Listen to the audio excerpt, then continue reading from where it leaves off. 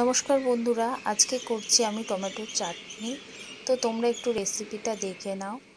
তো দেখো আমার টমেটোগুলো কাটা হয়ে গেছে আর কড়াইটা গরমও হয়ে গেছে। এর মধ্যে আমি একটুখানি তেল আর 5 ফোড়ন আর শুকনো লঙ্কা দিয়ে নেব। তো আমি দেখো শুকনো লঙ্কা আর 5 ফোড়ন দিয়ে নিলাম। এরপরে আমি টমেটোগুলো এর মধ্যে দিয়ে নেব আর একটুখানি হলুদ ও নুনও দিয়ে দেবো।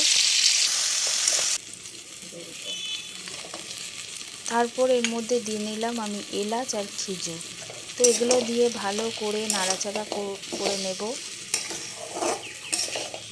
আর তোমরা তো সবাই জানো টমেটোর মধ্যে জল দিতে হয় না, টমেটোর মধ্যে এমনি জল বেরিয়ে আসবে। তো দেখো টমেটোর মধ্যে অনেকটাই জল বেরিয়ে এসছে। তো এটাকে আমি ভালো করে ফুটিয়ে নেব। দিয়ে নিলাম একটুখানি চিনি।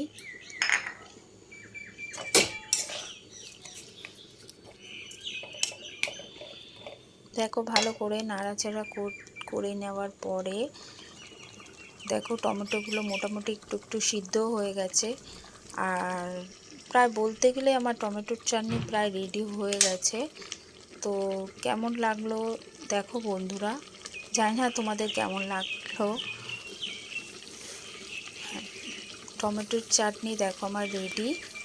তো তোমাদের যদি একটু ভালো লাগে বন্ধুরা, তোমরা একটু সাবস্ক্রাইব করো, কমেন্ট করো আর লাইক করতে ভুলো না। তো প্রায় আমার টমেটোর চাটনিটা রেডি হয়ে গেছে।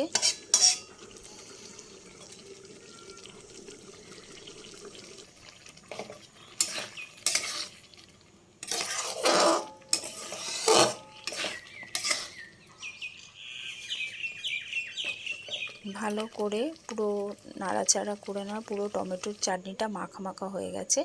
তো দেখো বন্ধুরা কেমন লাগছে আমার টমেটোর চাটনির রেসিপিটা।